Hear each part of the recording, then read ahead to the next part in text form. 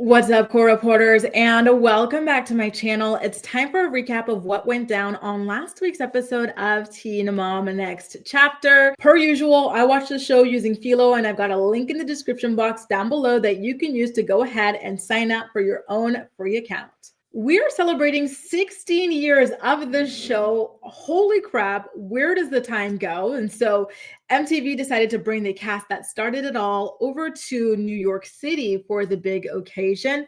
However, there was no Carly present, of course, with all the stuff going on with Brandon and Teresa versus Caitlyn and Tyler.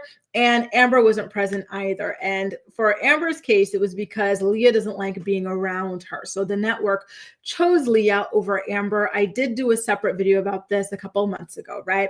Now, I have a question to ask, like watching all these people interact with their children, it's why do their 16-year-olds seem so much younger than they did when we were watching them on 16 and Pregnant? I assume the pregnancies made them grow up fast, of course, but I think it's also like just size-wise. They just seem so tiny, these people. Like even Tyler was so tall. I don't know. Something about it is just so crazy to see.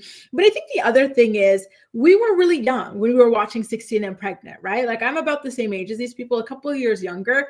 So to me, being like, I don't know, 13, 14, a 16-year-old looks bigger, right? You're like, oh, okay, you go ahead. You have your kid in your house that with your grown ass, right? But now watching back, it's absolutely insane. I think another difference is when they were filming for 16 and Pregnant, they were making all sorts of grown decisions on their own, right? Choosing apartments, buying cars, all sorts of things, right? We saw them interacting with their parents from time to time, but it's not like this. Whenever we see their children, they are always there with them more often than not, which gives the children more of a kid vibe than the adult vibe that they gave off, even though they were children while they were filming the show, right? Like, again, very, very crazy to think about all of this. Now, Leah and Gary are the first to arrive in New York City, so they go have some of that famous New York pizza. So over their lunch, Leah she is dragging insult after insult at her deadbeat mom, Kung Fu Portwood. So she's like, Amber, first of all, she calls Amber by name. She does not say mom, right? She already has her mom. Her mom's name is Christina. So she tells Gary that Amber is a vindictive person who likes to play victim. She treats people like crap, wants all the attention all the time, but is probably too mental to see that she's the problem in all of her relationships. The way that I was gagged and gooped by this, holy cow, Leah, Leanne, Charlie, you truly are a force. I would not be surprised if she came out with a book one day because she's got a lot to say and she wants to make sure we all know the truth because she is sick and tired of Kung Fu making up lies about her. Kung Fu has been on TikTok here, there, and everywhere constantly claiming that Leah has been brainwashed by her father or by Christina or whatever. And Leah says, no, it's you.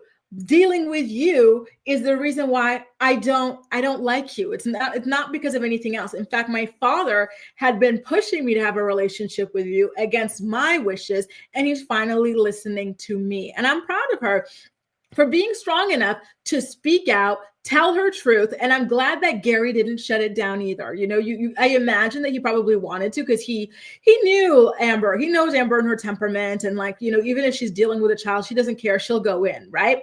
So I imagine that he was kind of nervous about that. But at the same time, he wants for his daughter to feel like her feelings are valid and that she is being heard and that she doesn't have to censor herself when it comes to speaking her truth. And so that was a really, really powerful scene, right?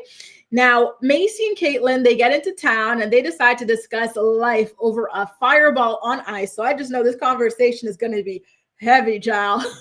So Caitlyn is angry and feels taken advantage of by the adults in her life because she was just a child when she was pregnant with Carly and she didn't know anything about hiring a lawyer, or she probably should have chosen a family in Michigan nearby, a family that wanted an open adoption.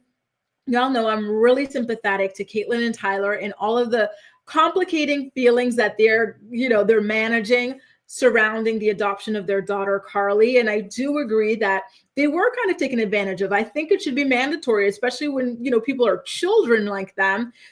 dealing with these situations, it should be mandatory that they have an independent lawyer hired for them, paid by, whoever, right? But they get to select the lawyer in order to help them understand the gravity of their decision and all the other options available to them as well.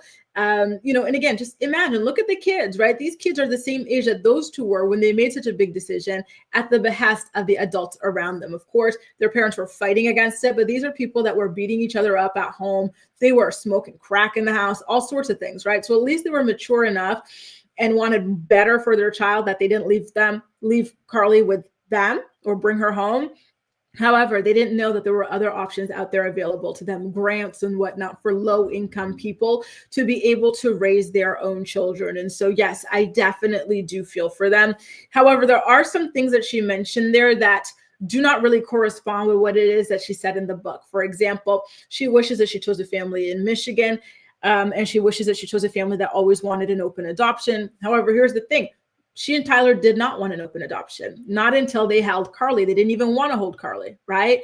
And the whole reason that they wanted a family outside of Michigan was, again, because they did not want anything to do with Carly after her birth, because they knew it would be too traumatic for them, right? And so those things were their decisions. But again, I still am very empathetic to them because they were children when they made this decision. Again, look at Bentley, look at Aliana, look at Aaliyah, look at Leah, look at all these little kids and tell me that they know, they can fully comprehend the depth of the decisions that they are making today, right? There's no way. There's no way. It is very, very, very sad stuff. On a positive note, Caitlin does recognize that she is harboring a lot of resentment and anger inside of her, and that she wants to go to therapy in order to deal with all of this. And Macy says that she'd feel the same way.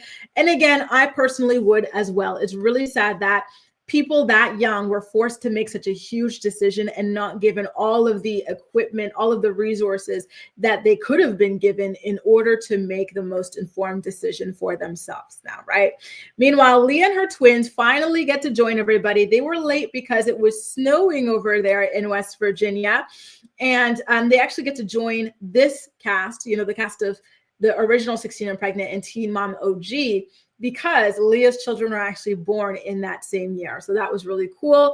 Now, why was Bentley, you guys? Why was he stuck amongst all the adults for these very heavy conversations? I know he's the only boy there and that it's awkward with him and the girls and whatnot. However, I think they could have found something better for him to do than to sit him there while Tyler and Gary discuss Butch and his addiction problems, Ryan and his addiction problems, Amber and her addiction problems, Ryan is everybody's addiction problems, and the Carly drama. Like him asking Tyler about like the last time he saw Carly and stuff. I was like, oh my God, y'all, let this guy play with video games, Legos, whatever it is that the boy children do. Okay, that was crazy. Speaking of Amber, she brings her mom with her to see her child psychologist. Remember, the last time we saw Amber's mom, she was asking Amber why we have not seen any progress in her development in the 8 years that she's been seeing a child psychologist. She's like, Amber, I know you're in therapy, but you're not changing, but your child still can't stand you. Like, what's going on? Like, do we need to find you a new one? Amber's like, no, it's because I've got 4 mental illnesses. Come with me to see my child psychologist. Like, he's going to explain it to you, right? She has no interest in growing or changing. She just wants for somebody to validate all of her issues and to tell her that nothing is her fault because she is mentally ill, right? And so they go and they visit this person, right? And her mom, Tanya, she asked the question to the child psychologist's face. She said, listen, my daughter's been seeing you for 8 years. Ain't shit changed over here. What's going on, right? And the guy's like, no. Wait, first of all, Amber has taken many breaks from therapy, right? So he was a little back up against the wall there. And then we find out something, which is that Amber isn't even consistent with this. So now I'm assuming that Amber only goes to visit this guy whenever she's on camera, because this guy is more than willing to enable her and to lie to her damn face, right?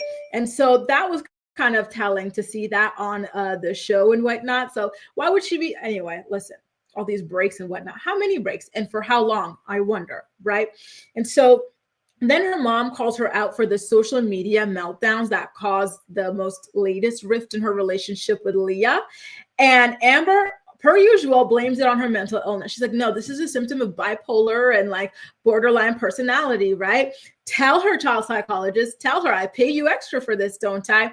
And so, of course, her enabler says exactly that.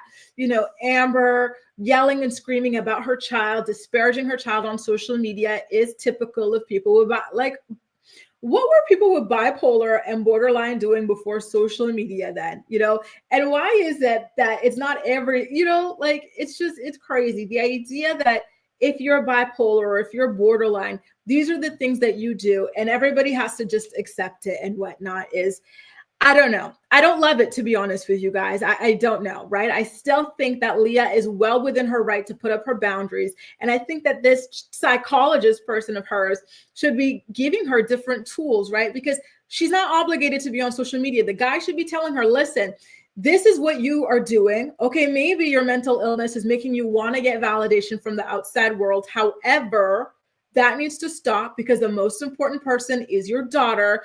This is driving your daughter even further away, which I didn't even know was possible because she's already really far away from you emotionally. So why don't we look into different ways to channel your need for validation? Why don't you go back to singing? Right? You like singing. People were validating your singing. Why don't you show off your Pig Latin skills? Weren't you learning to speak Pig Latin or something like that? Things like that. Why don't you learn origami? Show your fans your origami. Go back to designing your forever oat.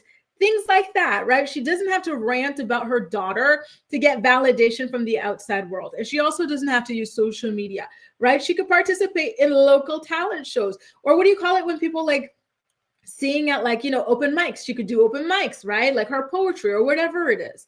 There are so many different ways for her to get healthy, good validation. And this guy does not suggest a single one of them.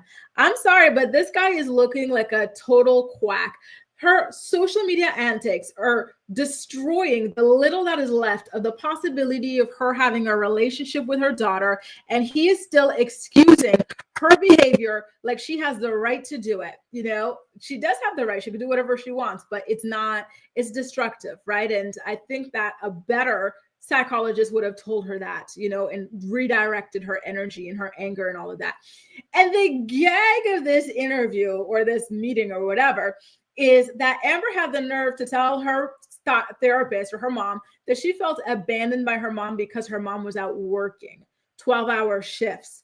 Yes, it's sad that she was left with her alcoholic, abusive dad and whatnot. However, her mom was working. Her mom did not abandon her. It's not like her mom kept on leaving her to go off live with these random boyfriends and only pop up when cameras were up just to leave her again for these random boyfriends. Then the new excuse would be, oh, me and my boyfriend broke up, so I can't hang out with you, skipping her birthdays and whatnot. She has not described any of that, right? There's no mention of the mom missing big moments for her, missing her birthdays, leaving her. Like, her mom was working. What is Amber's excuse? She does not have a job keeping her 12 hours a day, yet she's abandoned her child. She's not in her child's life. So the audacity of her, and her mom felt the audacity too. She's like, wow, to me, I think it's crazy that I'm being blamed for going out and working. I am a parent. What did you expect me to do? Right? Just crazy, truly, truly crazy. And again, her therapist didn't even try to reason with her or anything like that. The mom had to bring it up several times before he said, yeah, a parent cannot be blamed for going off to work in order to provide for their child. I think he could have done a lot more to help Tanya out and to give Amber a reasonable sort of perspective on what was going on in her childhood, right? Now, back in New York, Gary tries to politely tell Tyler that perhaps the reason why Brandon and Teresa cut off contact with them was because of all of the negative remarks that they were making about them on social media and on the show. And so to really hammer in how polite he's being, he's using his daughter as an example, right? He's like, listen, in the case of Leah, her big issue with her mother right now is the fact that her mother is constantly on TikTok Live ranting and raving about her and, what's wrong with her relationship, this, that, and the other. And she truly does not appreciate it, right? And so at that point, Tyler still acts like he is completely shocked by the idea of this and that it can't be possible. And again, it's very much like really, dude. Again, I'm really sympathetic to what Tyler and Caitlin are going through with the whole Carly situation. I do think they were taken advantage of. I do wish that turned out like better for them and whatnot. However, I wish that they weren't so incredulous to the idea that some of the actions or decisions that they've made have contributed to what's going on currently, right? So at this point, Gary decides to just go ahead and drop it because he knows he's not going to get anywhere here. And then speaking of not getting anywhere, there's a moment where, remember, Bentley is the only boy who was born in like the Teen Mom OG kind of era, right? And so when they're doing the shoots with the kids and whatnot, there's like a moment where like they take a break and Bentley's alone on a couch, and Leah's daughters, especially Gracie, she decides to kind of like take the charge and head over there and talk to Bentley, kind of integrate him. I said, girl, your little boyfriend's not going to be happy about that. So anyway, she goes and she tries to like talk to him, but he's so quiet, and some people are like that. Like maybe you think, oh, like I gotta include them, they're feeling left out or whatever, but to them, maybe they're just having a good time, like on their own, observing what's going on and don't really need to, be forced or this or that. But nonetheless, I thought it was really sweet that they even thought to do that, to include him and to try and whatnot. But like Macy says, he's more of an observer. He's kind of like an under the radar kind of guy and whatnot. So I did kind of feel bad for them because then they're all kind of just sitting there on the chair together, like, what the hell do we do now? We try, but he doesn't want to talk. So what do we do? Right? Like kind of awkward. I kind of wonder what he's like with his friends and in school and whatnot, because don't forget when he had his sweet 16 birthday, Bentley had a lot of friends, right? So it's not like he's like a recluse who has issues making friends or anything like that. I think he just didn't want to, that age, like, and whatnot. Like, I think that's what it is, right? Like, boys on one side, girls on one side at that age. The cameras are around. Maybe Bentley's got a secret little girlfriend too, and he don't want to piss off his lady or something like that. I don't know, but they tried, and that was really sweet of them. They're really, really nice girls. Meanwhile, the parents, Caitlin and Macy, are off to the side at like a lunchroom and whatnot, where they meet up with Leah in a very staged scene, right? And I don't know, like they were being nice and everything, but like it felt like a hostile confrontation. Like, we're your mom's friend, like, tell us, how's your relationship with your deadbeat mom sort of vibes. Like, I kind of feel bad for Leah. You could tell she's a very shy girl who's constantly being asked like all these really personal questions about her abandonment issues by people she only sees like every once in a blue moon, like it's kind of weird, but I digress. And so they were telling her, listen, like, she's our friend. However, we understand that you're hurt. We believe you. We feel for you, sort of a deal. And I just personally cannot understand how they could be friends with somebody or ride so hard for somebody who has traumatized their children so much and who has physically like assaulted multiple men and whatnot. Like, to me is crazy. I personally would not be able to look past that at all, right? So Leah tells them that Amber only ever comes around for the cameras. She's very fake. She only wants to pretend that she's the best mom ever whenever they're rolling, but otherwise she does not write to her. She does not call to her. She does not speak to her, right? So to me, like, the fact that they know this information in addition to the DV stuff about Amber, and they're still, riding so hard for her, like, it makes me look at them funny too, to be honest with you guys, right? Now, it's interesting, you guys, that back in her child therapist's office, Amber says that she's glad that her mom kept on fighting to have a relationship with her, even though like she didn't want one with her mom at times. Listen, don't forget, her mom is not Miss Innocent, right? If you watch Marriage Boot Camp Family Edition, then you would know that a big issue that Amber had with her mother was that her mother stole about $30,000 from her and gambled it all away, right? So she does have her own reasons to be hostile against her mother, right? I will certainly give her that.